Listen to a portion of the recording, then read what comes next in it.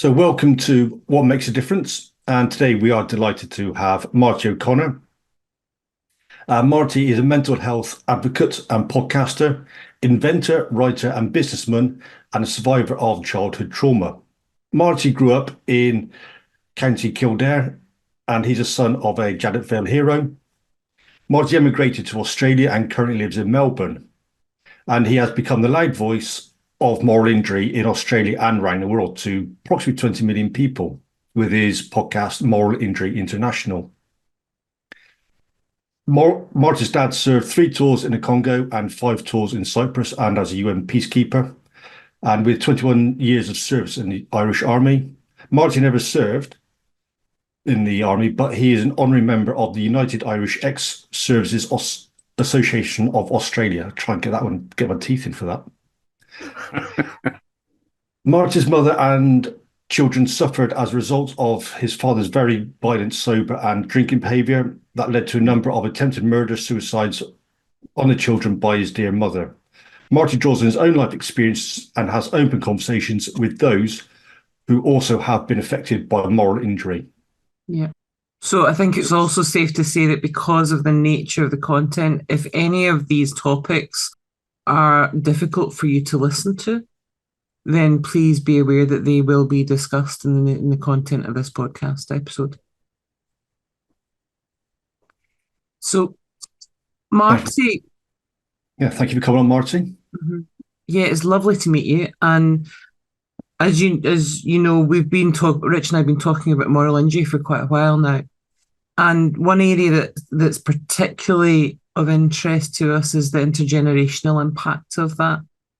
The fact that it can have an impact on further and subsequent generations of the individual that suffered the initial injury, or that the injury itself might be experienced generations beyond the actual point of the event that you could argue would be the trigger point for the injury. So that intergenerational piece, the delayed timeline, is actually really, really interesting in terms of the impact of that. So that's in terms of that's one area where I suppose you have that direct lived experience of that. Absolutely, Ellie. I could just go back. I grew up on the Curragh camp, County Kildare, as you said. Beautiful growing up as a child, a beautiful community, beautiful people. Everyone looked after each other. We were sheltered because we lived on an army base. And yes, my dad served. I was born after JADOTVILLE, which was the Battle of JADOTVILLE on Netflix in 1960-61, the Congo. Mm-hmm. But I was born after that. My mom lived in Clonmel. She was born there, and she met my dad, who lived on the other end of the Boreen. And he was going into the army, and she said she got kicked out of the nunnery, or the monastery as they call it, but the nunnery we called it. And she was kicked out there because she said, which I know she lied because I asked her years ago, and she said, "We just had sex once," which I know was a lie. And she ended up leaving the monastery and going to the Curragh camp and living with my father. And she absolutely adored my dad, absolutely adored him. But when he came back a different man after war, and especially after JADOTVILLE. And I could only use the words that I would say is, I asked her, why did you stay with him? Why? Because he was a very violent man when he came home. Lots of horrific stuff that I don't think your listeners need to go into in detail. But she said, they sent the wrong man home. And that's when with moral injuries, the wrong man was sent home. And we realized as children that we never knew who was coming in the front door. Did your dad ever talk about his experiences, or I suppose, because moral injury it probably wasn't around. That wasn't a term that would have been used at the time of JADOTVILLE. You know, that's a relatively modern term for something that's been around for as long as there are communities and humanity. But did your father ever speak about Jadotville and about his feelings or emotions towards that? No, the only time my dad spoke about, because they were prisoners of war for a time, was when he would beat my mother up. He would say, I was a POW while I was punching her. So we kind of looked, because I loved my dad. And at the age of 5, I realized with my dad that when he came home and he actually, I put it like, I'm keeping it simple here. He drowned my dog because the dog was barking. But I didn't realize till years later, and the horrific beatings that we all got. But I must say, actually, which is going to sound a little bit weird for you listeners, but I actually enjoyed my dad beating me up. For the simple reason was because it was so much easier. If you watch your mother or your siblings getting beat up, that hurts. Mm-hmm. So it was actually very easy for me to take on that role, which I did. I used the word enjoy, but I suppose I enjoyed it more than watching them get beat up. And my dad, it just became, the violence in the house became, I think every tour, he did 3 tours in the Congo, 5 tours in Cyprus, and 21 years of service. So every time he came back, things got more and more progressive. As in within the violence. So I'm going to go to that statement where you said enjoy, because that sounds a lot almost like preferred rather than enjoy. Correct. Because sometimes it's easier to feel the pain than it is to watch the pain. Correct. You're 100% right, Ali, and that's how I felt. It was either you watch a family member, especially my sister, or my mother, us boys could kind of take it in a different way. Some got it psychologically, some got it in beatings. And that's, where I go with that, the transgeneration. Yet, my dad, I do believe he was a good man, but there was no help back, as we said, back in, as you said, in 1961. There was no, they only understood post-traumatic stress. How did he understand moral injury? But I speak from transgeneration. I only understand moral injury for the last 4 years, and understand why my dad was like he was and why my mom was like she was. Yeah. What I'm going to say as well with what you're mentioning, Ali, is it's the better alternative, isn't it? You get beaten up for the sake of someone else. Yeah. And I think I'm going to pick up also on the comment your father would make when he was being violent. I'm a POW. I was a POW. That sounds a lot to me, and this is where I am making massive assumptions, Martin. That sounds a lot like an expression of anger that otherwise doesn't have words to say what the emotions are, to express the anger and the rage, until it gets to the point where you can't hold it back. Well, I would say that is hold it back is, I listen to what you're saying there, Ali, it drove what he came back with and had no help back then, as we spoke about there, is also, that's the reflection where I go with the transgenerational, is the reflection on top of my mother. And my mother was an absolutely beautiful woman and a very timid woman. But the fact is, my dad brought, I say the words, he was a war hero. There's no ifs or buts about that. But he brought war home to our house. He brought the war back to our living room, if you want to put it like that, which caused my mother to, we always joke about it, is to go into attempted murder-suicide, which 6 attempts that we can remember that my mother tried on us. Because, and we always thought to ourselves, well, were we bad kids? Were we, whatever? Did she love us or whatever? Like, she did. Of course she did, but she didn't see any way out. And that was her way out. because there was no help for her either at the time. No. And it seems when we're speaking to Leah, there was two ways that the men could go from coming back from JADOTVILLE. And that was either go silent and being absent as a father, or go down the route of drinking and violence. And there doesn't seem to be like a bit of middle ground where, I don't know where I'm going with this. It's just that those two extreme ends of things, and how they dealt and how they coped with that. In each person dealt with it differently. Yeah, Rich, I think a lot of them came back differently, and I'm just giving an example for your listeners or your viewers.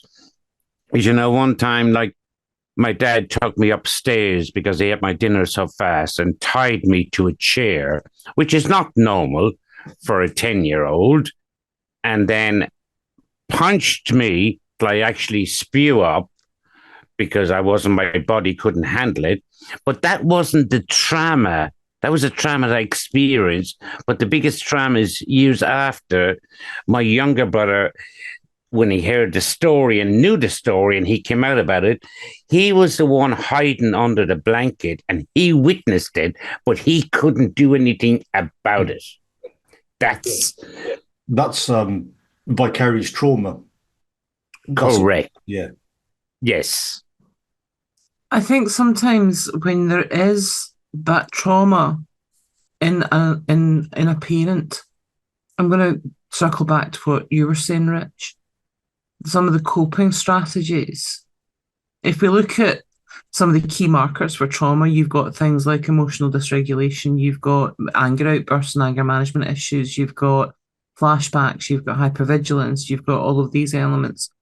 But you've also got the coping strategies that people use. Some of those are the distancing from the people that you love, because that helps you suppress those emotions, the withdrawal, the isolation, the self-medicating maybe with alcohol or drugs in an attempt to suppress maybe your experiences, to control your experiences, modify your emotions, but what that then does is that gives a different experience of you to the next generation. That has an impact as well. And that's adverse childhood experiences. So there's the direct trauma of the abuse, and there's also the impact of the adverse childhood experiences of the distance of a parent, the lack of emotional support, maybe the lack of appropriate demonstrations of attachments of loving relationships, so that you grow up in chaos thinking that chaos is normal. I'd add on to that as well, Ali, is they do know with genetic markers is that trauma does last at least 3 generations. But I'm sure they've done experiments on worms and mice where they find trauma actually lasts for 16 generations. And those markers turn on and off for things like fasting, famine, and all that sort of stuff as well. So we know at least that is a genetic marker for at least 3 generations. Yeah. I would like to say, Rich, you're right there, and Ellie, what you're saying is also, like, say for example, there's 6 in my family. Is everyone just suffers from a certain degree of moral injury? Some keep it in silence. Some that will never talk about it, and that's their right, and they're quite entitled to do that. And then there's people like myself that's got a big mouth and talk about it. And I believe that that's what moral injury is. When you start talking about it, I never knew this when I started writing my book years ago. And then I had a couple of hotels and I let that go. And then after I came back to it and I got my younger brother to write with me, and we realized we were bringing up stuff, and it brought us actually closer together because we started talking about it instead of hiding it under the carpet. Just talking about it, even though sometimes it was difficult. And I have 5 children with 3 mothers. Yes, 2 more and I'm done. I can guarantee you that. but but they're actually my best friends. And I remember just going back to the seriousness of it is I'm going back to my oldest daughter, who's my best friend. And when she was born, I went to Los Angeles and lived in Los Angeles before I moved to Australia. For the simple reason is, I actually thought, what if I'm like my dad and I want to beat her up? Mm. Wouldn't I be better going and leaving her? Mhm. And that's how I felt at that time. Thank God I'm blessed. I never had the urge to never mind. Well, actually, they boss me around. That's what's good about having so many ex-wives. They'll tell you what to do. And believe me, you will not argue. Everyone goes, how did you get on with all of them so well? I go, because I learned this. Even if you're wrong, just say you're wrong. If you're right, just say you're wrong and just agree, because they've educated me. And that's what's brought me to the person that I am, through my childhood trauma. Mm-hmm. So reflecting on that is also, as well, is when we were chatting with Leo, he said his dad and some of the men that he served with would go around cutting peat for fire. And in that, there was no judgment as to the expectations. And they kind of, I guess, this is another huge assumption. They found like a peace there, a quietness there. And when you and your brother were writing that book, there was potentially no judgment with you two writing that book. So you're able to relive each other's experiences. Well, Rich, you're 100% right. You hit the nail on the head there, because it's not just my book or my story or my documentary, what I'm doing, it's literally, most people can tell their own story. And a lot of families fall apart through that because they're telling one story. I've been blessed that with my family, I've learned how to tell the story and listen to them. And I've got authorization to talk about this. But I remember growing up in Cora camp and my dad, and we were so poor that living on the army quarters, my sister, my oldest sister, she very successful matron in England, and she would remember her story was sitting, cutting up a blanket, because you got army blankets free, to put in the fire to keep the house warm. You know, my dad would go away for so many, like if he was away, my mum was happy. And she used to send us away and me down to Clonmel to my granddad. And I never understood why, was because she didn't want to hear the violence in the house. And I don't mind, this is a trigger warning, but the violence in my house was shocking. I'm talking about marital rape on my mum. I'm talking about my sister. Like, the violence was unbelievable. We look at it now, but people say to me, oh, God, Marty, you had a hard upbringing. But you know what? Next door had a hard upbringing. The person down the street had a hard upbringing.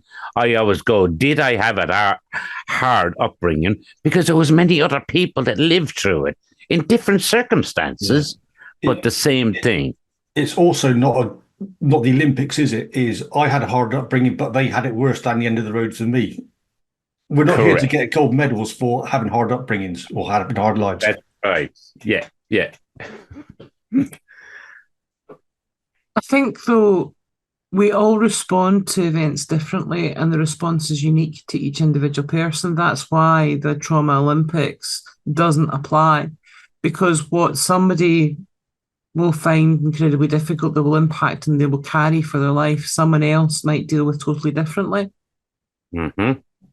It's not necessarily the event, it's what we do with it. There is a physical trauma, but the one that mainly lasts and the impact is the emotional and the mental trauma. Yeah. Now, we've talked about the intergenerational DNA markers, the way that it literally translates down generation by generation. It translates down generation by generation through lived experience and through realizations. But it also alters the neurology and the physiology of the brain as well, so that there are different responses and different capacities for response. And I suppose my question in terms of your journey, Marty, because we were talking about the fact that you were writing the book with your brother, that gave you a different experience. Quite often when we're working with people with trauma, one of the biggest pivot points is when we are able to put their experiences in a context that's not about jargon, but about this is what your brain is doing and this is why your brain is doing it. This is why you're experiencing what you're experiencing. And we can literally put it in scenarios that make sense. Quite often when you have that conversation about things like post-traumatic stress, when you're working with people who maybe come from a family where there's generations of military experience as well, there's often that milestone moment where they go, my parent had PTSD. My parent had moral injury. And it puts everything in a different context.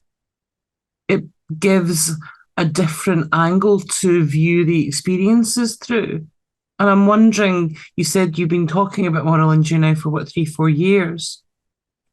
First of all, what first brought you to the moral injury, and also what has that done in terms of your experience or your view of your father? Well, I can answer, Ali, and that's a very good question, and thank you for asking me that, because you kind of give me you give me a double question or a couple in there and one. With you. But I would agree with my dad. I thought bad of him and realized what he'd done, but what it gave me, and God, this is very difficult to say, but like he was. I'd used the word when I started the book 15 years ago, and then I put it down. I had a couple of tells or whatever. The first words that we used was, God, he was a bad bastard. Now, take that aside. When I learned what he went through, I realized he was a damaged man, and I used the word they shouldn't have sent that man home. And thank God for even what you guys are doing. But I think I only studied 4 or 5 years ago, and I learned from Leo Quinlan, and I learned what moral injury was. And what gave me, guys, was, which I have to say this, is my dad, when he was removed from the house by the police in Ireland for violence in the end. Now, we tried to kill him ourselves. Like, he was trying to kill us and kill my mom, and then we tried to kill him. I tried to cut his brakes. We tried to poison him, but we never got there. And in the end, the man was kicked out of the house. But I felt sorry for him that he'd gone through everything. And when he passed away, that none of his children were there with him. And oh God, how do I put this? I think he was just disturbed, and I forgive him, but I found so much closure. To answer your question, I found closure. More is what you guys are doing, what we're doing. I found understanding why I went through it. And just to click back a little bit was when I say I have 3 mothers of my 5 children. What I mean by that is when I started doing the book, I got a psychiatrist and paid him to analyze why these 3 beautiful women and why I couldn't make a commitment, why I didn't make that commitment. And the reason I couldn't make that commitment was because it was going back to what Leo said in moral injury is I was never told I was loved. I never hugged, my dad, anything like that. Now, my 3 ex-wives, I realized that I couldn't make a commitment. And that's only the time I realized, even though the diagnosis was post-traumatic stress disorder from your childhood trauma, but I realized it was a moral injury. Well, what it is the demonstration and the learning of an attachment style that's akin to what you've witnessed. Yeah. And not wanting that, some elements of that. So you you compensate in different ways, but it means that you don't actually have an example or an understanding of what a different form of attachment or relationship looks like. So in that way, our childhood experiences and the impact that they have on us as adults is very understandable. But there's a plasticity in learning, though, isn't there, Rich? There's the old saying, isn't it? Give me the boy until he's 7, I'll give you the man. Mm-hmm. Correct. Yeah. Correct. And you know what, Richie, you just said that there, but I'll say this, that we had really no parents. Mm. We were the parents. I had to be the parents. We had to be the parents because we didn't have parents as such, because my poor mother, she was suffering from what reflected he was bringing in, my dad. He was old. Well, he didn't know, because I can just understand from the siege of JADOTVILLE, I have a son the same age. Imagine having to kill people at the age of 19. I don't know if I could deal with that. And, you know, I look at that. I understand it now. And understand. I don't condone, and I must stress this out. I'll give you an example that my dad was that violent that he would, at one stage, which is in my book, so it's not a hidden thing. He came in, she was out at church. My mum was going to be in lunch. She was at church, and she come back home, and he asked where his dinner was. So he said, "You got no dinner." So he heated up the pan, and then smacked her across the face, knocked her down on the ground, and knocked all her teeth out.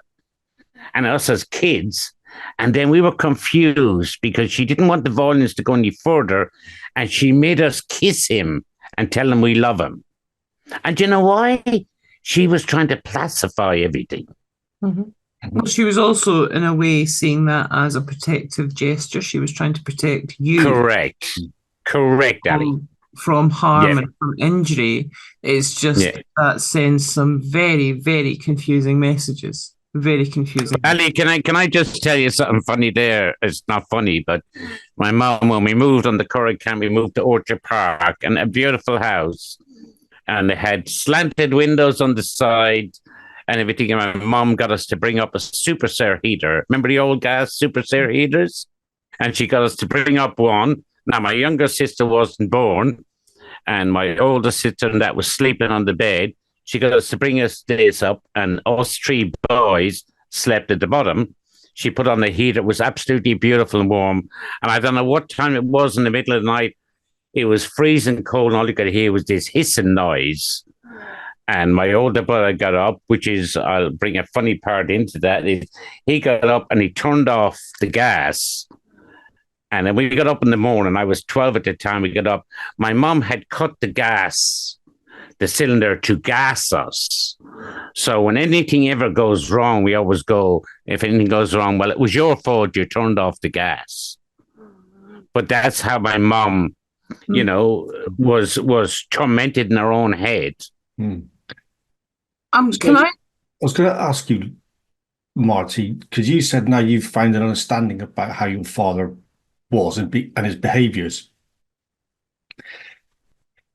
And would that lead on then to that acceptance and then on to forgiveness, if that's not too strong words to be using? Because from what Leo was saying is there's still a lot of families who were affected by the father from that JADOTVILLE battle. They still cannot forgive their father, but the other side of the family has. Well, may I say, Richie, that it's not just in the JADOTVILLE, it's in the British Army, it's in everything. You don't always get, out of 6 of, say, I'll use the example, 6 of our family, some just stay quiet and some forgive and some will not forgive. I'm built different because I actually stayed on. My dad was removed from the house for violence, everything. As I said, I tried to kill him myself, unsuccessfully, thank God. And we just thought I felt sorry for my dad. when he was actually kicked out. And I shouldn't feel sorry. Well, because funnily enough, Rich, I was thinking about that forgiveness piece as well when you asked the question, but from a slightly different angle. Because I think sometimes, and I'm wondering, do we put too much emphasis on forgiveness? Because forgiveness sometimes feels like a gift to somebody, when actually there can sometimes, as an alternative, be a point where you get to a point of understanding where you just don't feel the anger and the rage at what happened because you understand. But it doesn't necessarily mean to say you forgive, because I think if I look at the intention in the words, one is just no longer carrying the anger, and one is forgiveness sometimes feels like a bit like saying to somebody, it's okay that you did what you did. I know that's not the way it's intended, but sometimes that's the way it kind of feels. Whereas just letting go of the anger, because quite a lot of moral injury is almost like that righteous anger, that sense of outrage. And the only reason, Ali, I would forgive him is for me. Mm-hmm. Yeah. Not for him. I need to have closure. And the only way I can get closure is go, okay, I don't condone what he did, but yes, he must have had some, mental health issues or whatever. But it's not for me that I'm doing it, I'm doing it for me. I need to forgive in order to give me some understanding why this trauma happened. Right. So are we using forgive then almost as that letting go of the anger? Well, I actually forgive, as you're using that word, because I lived on with my dad for 10 years. I couldn't answer that question. I don't know why I did. And I lived on with him. I think I understood him. Mm-hmm. Understanding him gave me forgiveness. Like, I know it's a powerful word, as you just explained there. I think it just gave me forgiveness, and maybe for my own benefit, and maybe unjustified, because I certainly know some of my family wouldn't agree with the forgiveness in any shape or form. But that's how I felt personally in order for me to get over it. Is it almost a bit like recognizing the hurt in a person and not having to be angry at them anymore for it because they're hurt too? Correct. And it's more about soul seeking, which moral injury is. It's about the soul. Maybe that man suffered. I just put it like this, Ali. I go, could you imagine? Like, I've got 5 children and I have my 3, the 3 mothers that I adore. But I couldn't imagine, like, with my dad with 6 children and dying on his own because none of his children wanted nothing to do with him. So I suppose there's probably a little bit of pity there for him, but certainly understanding. And if I'd have known what I knew back then when I got presented with the JADOTVILLE medal and known what my dad had done, I probably would have looked in a different light. I still believe my mum's words is they should never send that man home to us. And we never knew was coming in the front door. I'm repeating myself, but that's kind of a fact. So if we look at moral injury and that generational piece, Marty, because there's an impact, there are a number of things going on there.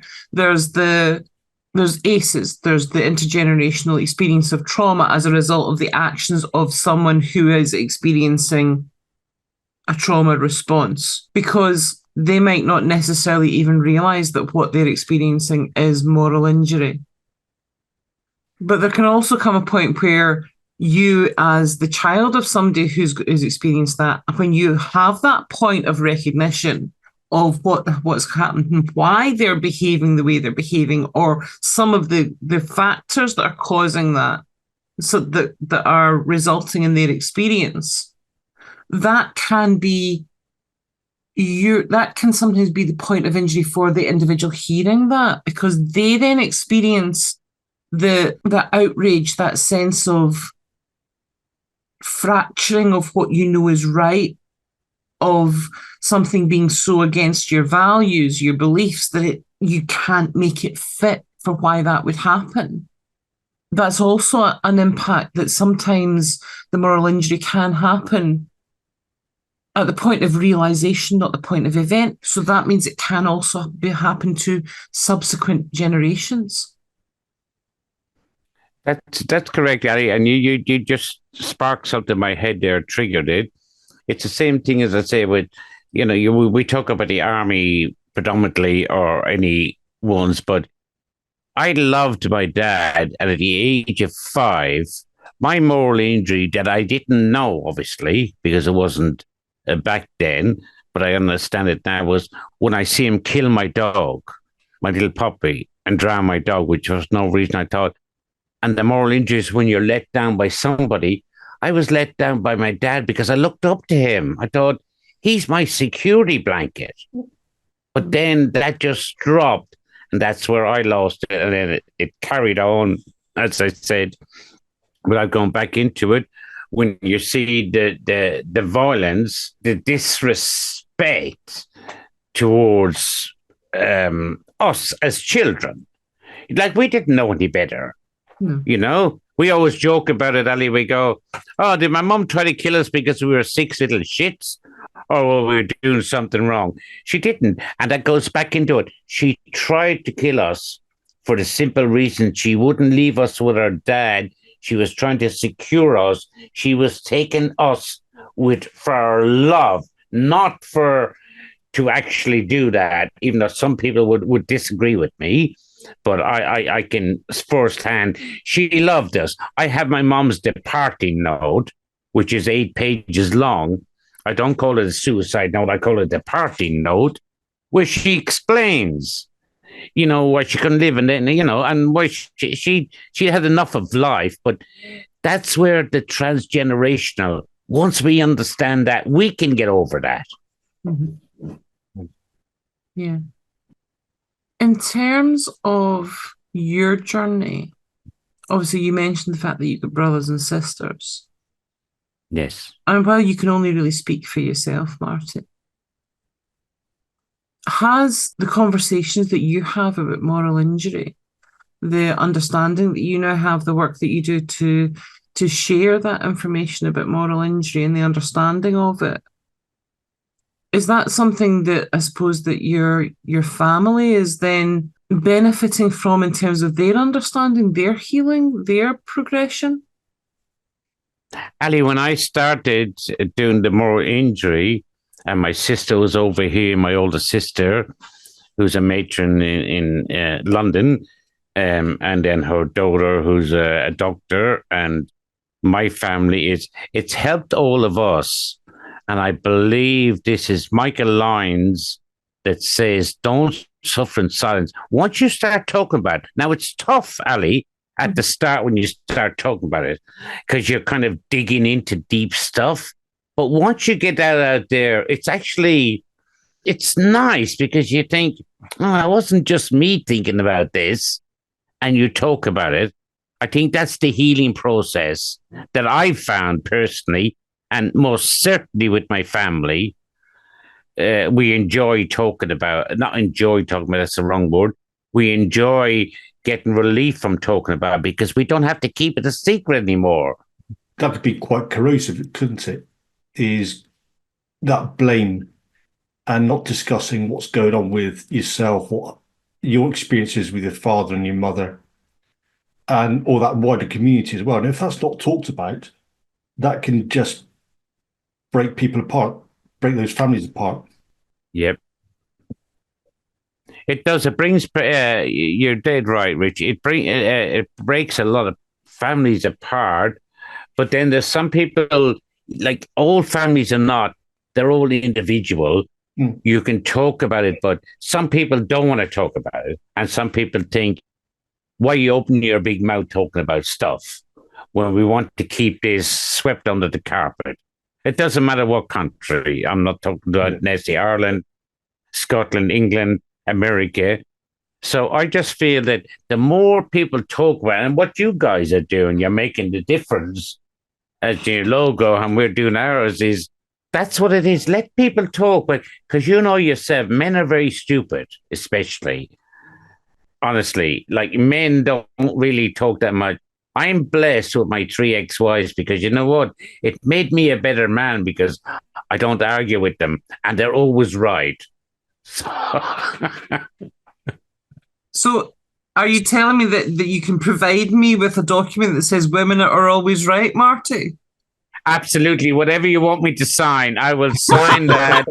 They are, and you know what? All my 3 ex-wives would sign that, and my girlfriends. I absolutely believe in that because I know I had hotels. Men were not that clever, you know. And but going back to a serious one, as my older sister said, she went through therapy for many years from her childhood trauma and what my dad did to her. As there was no sexual abuse, thank God, there was none of that, but just pure violence. But she said she went for therapy, but she realized what moral injury was, and then she said, "Well, why did I waste my time all this time going to a psychologist when if I just understood why it happened at the start?" And I think that's what it's about. Just look, yeah, because I carried the guilt a long time myself. You carry the guilt. And I think guilt is a really important one there because I suppose that's where I'm coming from when I say, do you need to forgive or do you need to understand? Because in the understanding, you let go of the guilt, you let go of the self-blame, and you let go of that point where you go, is it my fault that this happened? Did I deserve this? Is this something I did? If you can get to that point where you recognize that it's not you at all, but that's what I was saying. That's what I was saying, Ali, with that understanding. Ellie, you were saying, and which is part of my book, and you can see the photographs. Is I pulled my hair out when I was 5 years of age. Pulled it out, like literally in chunks. Got shaven off. One of my brothers, used to cut all these nails off, right down, and take them all off. That was childhood trauma of the trauma we were at home. Mm-hmm. But you know, when you understand that, and then when you understand that, because look, with me, this is, as I say, it's the best non-paying job I ever got in my life because I put in thousands of hours into it. But I just love the fact that people are speaking out, and people like yourselves that are getting this word out, and don't, as Michael Lyons goes, don't live in silence. We all used to speak it under the carpet. It was embarrassing. Oh no. We went, oh, your mother didn't commit suicide. No, that's a lie. You can't say that. Well, damn well right. Mm-hmm. You know, you have to just speak out. And then other people come up to you and they go, oh, wow. And then they tell you a story. I think it's, Ali, it's a community thing. Mm-hmm. We have to stick as a community and let people talk. And that's what Leo was talking about, isn't it? When we were having that chat, is that community with their dad cutting the turf, and within that, I can't remember where he said, but within that village or that little town, there was those people who experienced a similar sort of thing. But then there's those other men who live far away from all of that, and they just become more and more isolated.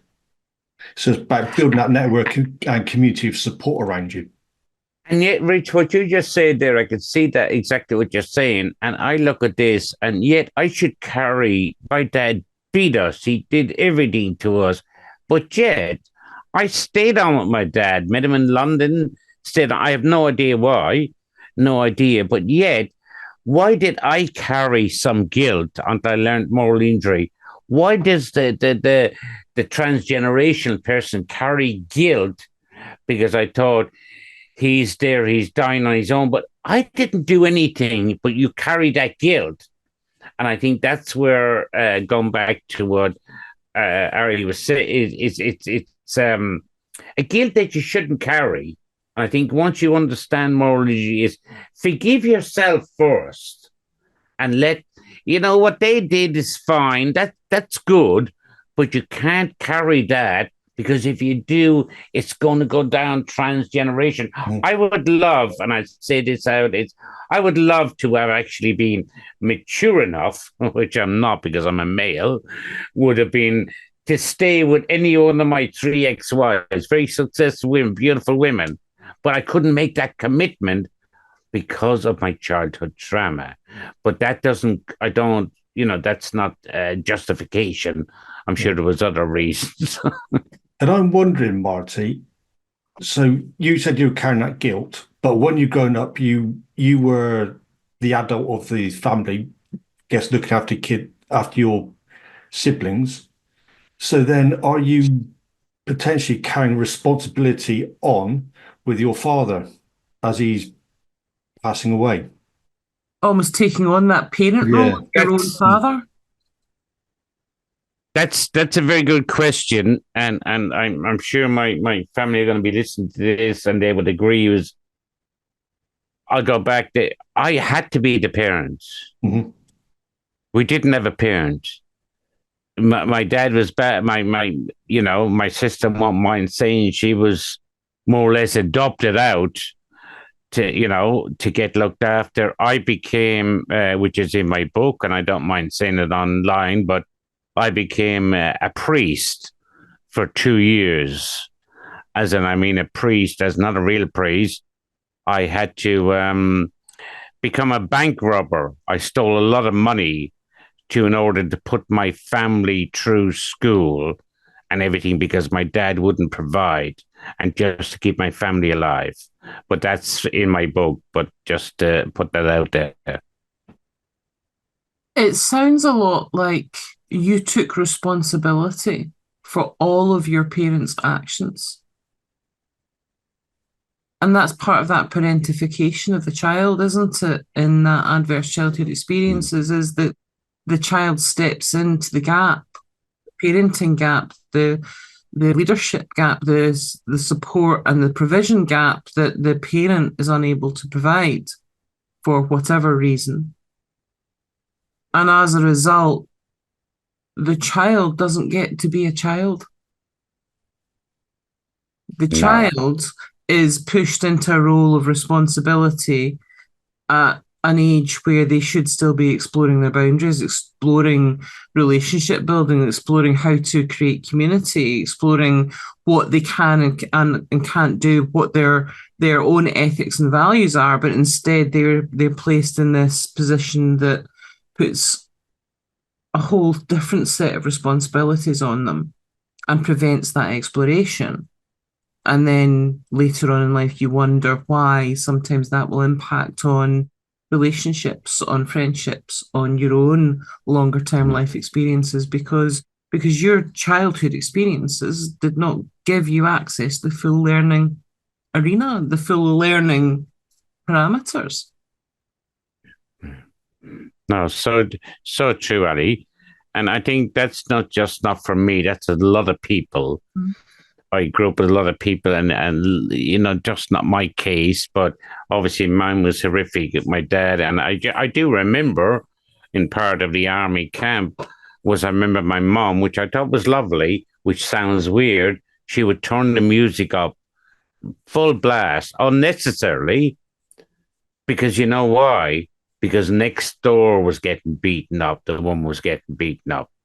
And it was kind of acceptable in lots of ways that women were, I think the saying was, keep them barefoot and pregnant, and that's how women were treated.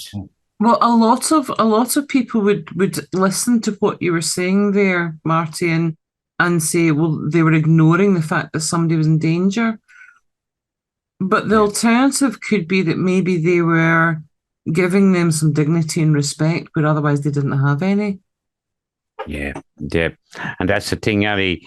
People need to look at it. Like, I look at my dear mother, and she should have lived. She left us.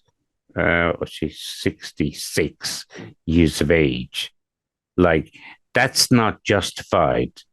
what they went through, and women back then, and what she went. And look, I'm going to just bring out there. I mean, I remember one time my mum pregnant. My dad got home, was very annoyed, and he literally kicked the baby out of her in front of us as children. But she was taken to a military hospital, as you know, Rich, the military hospital, because he was in the army. Mm-hmm. It was covered up, and she never pressed charges. And if you didn't press charges as a woman, and most men had power over the women, if you say, I'm something in the army, I'm going to leave, and then your children will not live anywhere because you're living in army quarters. Mm-hmm. Well, there was also, wasn't it about, is it the laundrettes or the washing, where they found all those mass graves, didn't they? So that's potentially what your mother could have gone on to as well. Or are you talking about the Magdalens? Yeah, I can't remember. It's something to do with laundry or something to do with washing. I can't remember. And they found a whole host of mass graves of babies. Oh, yeah. I know what you're talking about. Yeah. So, but look, guys, I just look at it. What you guys are doing, what makes a difference, and what weird guys are doing with moral injury. Honestly, just from I'm, as I say, the best non-paying job I've ever had, but I just love the fact that we're able to talk about this, and it is educational, being able to let other people. I mean, I hid this for years, as most people do, and I've spoken to so many people and done over 130 podcasts with people on moralinjuryinternational.com. See, guys, I got that in there. We'll put on the show notes anyway, Martin. But you know what, Rich? We always say this. It's just like people just sitting around talking, and that's what people should do with their families and with their friends. Not just like we're doing here, talking to you guys. I don't even realize it's recorded. We're just talking. But sometimes, Marty, I think the really important part, and the reason why conversations like the one we're having today are really important, is because it gives people the language to describe an experience that before that they didn't have. And in that moment, when you have that language now, then you also start on that journey of understanding, of realization of what and why you're experiencing what you're experiencing. And that's incredibly powerful, because that's you starting to heal. That's you starting to have the potential to heal, to make different choices, to respond differently, to move beyond that point of injury.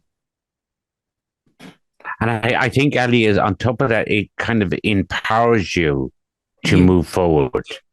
You know, you feel it's empowering, and once you can empower yourself, as you can empower other people. As my mom's always said to me, she goes, Marty, aim for the sky, and if you hit the clouds, you've done well. You know, that's what it is. Moving on with it. Yeah, I would say as well, potentially why people don't open up to their family is because those conversations are just too raw. What they haven't done yet is self-disclosure, as we've talked about previously. So recognizing that they've actually gone through something, and maybe finding a third party to talk to, and then have that discussion with that family. It's difficult, Rich. It can be, yeah. These are difficult. These are very difficult conversations to have. Yes, but you need to have them. That's what makes what you guys are doing. What we're doing is we need to have these. They're hard conversations. Don't get me wrong. They are hard for certain people, but just being able to get the conversation, and I believe just in my personally for me and my family and people I talk to, is it gives them more empowerment to talk rather than sitting and listening. You know, they'll listen to your story, but empowering them to be able to talk. And those conversations are not about judgment either. It's not about Bob and Sue talking brother and sister and going, oh, you did this and you've done that. It's about their listening, accepting, isn't it? That's correct. Yeah. No, there's no judgment. No. I was just thinking, Rich, that in a way, that's almost like an evidence-based conversation. isn't it? Yeah. So you and I work a lot about and challenge in terms of the level of assumption, and we look for evidence. And in a way, these podcasts, these conversations provide evidence that when people listen to them, and maybe somebody listening to this, at a later date or now, maybe they have that point of realization where they go, that's what I'm experiencing. And all of a sudden, they have a means to start a conversation that they didn't have before. They can now start to maybe shape that first point of disclosure. They can maybe have a resource that they then share with others in their lives that they know experience similar, that maybe sparks that conversation that goes, did you hear the same things I heard in this? That's not about blame, it's about that's us. They're talking about us, our experience. Yeah, they are. And now 2 people have the label. 2 people have the explanation and the understanding, and now they're having a conversation. I think that's very important what you said there, and that goes back to just someone, you don't have to go have a beer with them. You might not catch up with them socially, but be able to get on the phone and just talk and ask them, how are you going? And when you speak out, you're letting them know that you've got this problem or you've suffered this trauma. So it's okay for you to speak out, as you say, Ali. That's I think it's very important, and especially the work that you guys are doing. You need to get people and don't judge anybody. Full stop. Let them talk. That's the main thing. And as you mentioned before as well, isn't it? It is really difficult. Is not preparing, avoiding to prepare what you're going to say to that person. If that makes sense. So people make that conversation in their head as to what that person's saying, and there's that judgment piece within that. Yeah, it's literally almost accepting what that person says and giving them scope to explore that, so that there is a safe space to disclose and go, this is my experience, this is my recall. Ali, that's a very good point what you said there, safe space. The same as we're talking. I'm very comfortable talking to you guys. That's what makes it, you know what I mean? That's what makes it nice. People have to know, just be comfortable. Just talk. And if you don't want to talk, just listen. It doesn't matter. And people will listen to your podcast and ours, and that's what gives them, hopefully, my word is, some closure. Or I think you have to have understanding first and then closure. I think in anything, it's always helpful if you understand why you have that experience. And that doesn't necessarily mean that I'm referencing back to the original event again, because that's gone. That no longer exists. It's now just fragments of memory. But we carry those in our responses in the present day. And if we understand why we have that response in the present day, then we now are working from a place where we can make active choices about it. We can choose something different. We can look at options to mitigate or move beyond that current experience. Those conversations are really helpful because they give the shape and the context for it. They start to give us the place where we don't feel like we're crazy, like it's our fault. We start to put some of that burden down and go, it's not my fault. Yeah, you're right, it's not. And that's incredibly powerful. It's incredibly... Ali, you just said something there that triggered there. You just triggered, sorry for interrupting you. That's correct. Most people, they feel it's their fault. Whatever age you are, we've interviewed people of the age of 5, they thought, including myself, they thought it was their fault, but they don't realize it wasn't. But again, as I say, your parents watch you growing up, but you know what? You watch them growing up. And that's what's the part where you pick up with it. Mm-hmm. Yeah. Well, that's kind of like people who say to a child is, don't tell anybody, this is our secret between us. And they give that child that burden of that secret. Mm-hmm. Yeah. Exactly. Whatever secret it is, you should never. A child is a child, and as Ellie said earlier, and I had a good upbringing as a child, but yeah, I didn't. I had to grow up quicker than I had to do, and that shouldn't be right for any child. To do that, and your parents are your parents, and you kind of they're what you look up to. But when you're let down, you're like, what do I do? Where do I go from here? And that's where you just learn to survive on your own.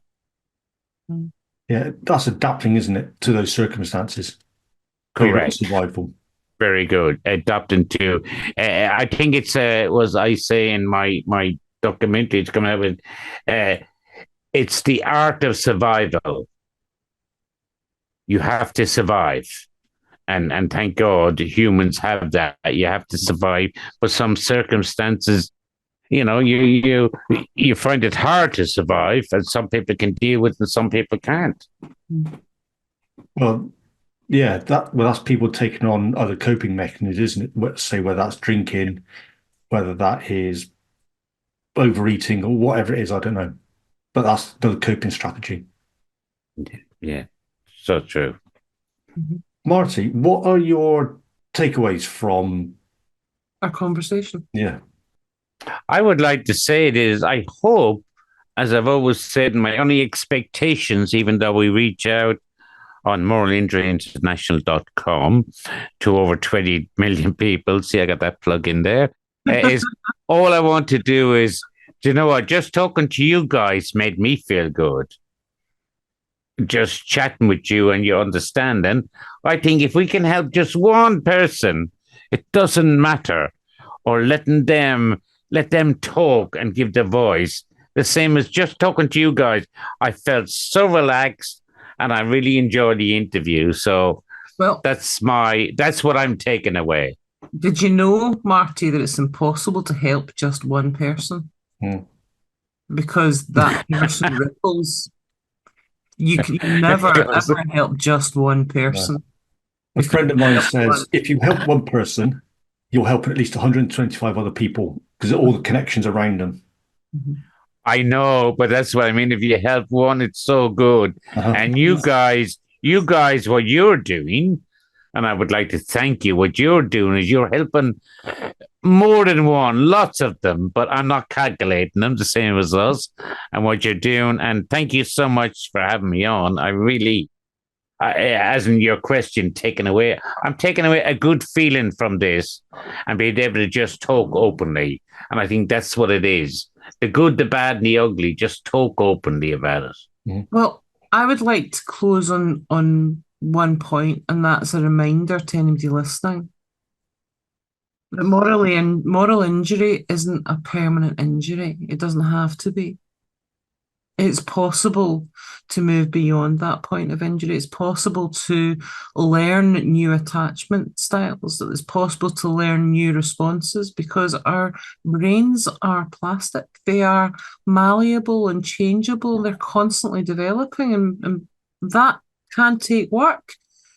But moral injury doesn't have to be something you live with. It can be something you have experienced, but it doesn't have to be something you carry for your life. Yeah. And I'd just say is, as Ali said, when you're a child, it's not your fault. It's not your fault. And it's not your responsibility either, but it is your responsibility to look for healing as well. Correct. And the thing is with moral injury is once you understand it, as you guys have just said, understand it and then move on and improve your life. And that's what we want to do with people. Yeah. Guys, you know what? It's been a pleasure to be on with you. Thank you so much for having me on. I really enjoyed the conversation. You know what I'm like? I go for another hour, yap. But thank you and stay in touch. Yeah, definitely. Thank you very much, Martin. Thank you, Martin. Take care. Pleasure. Thank you.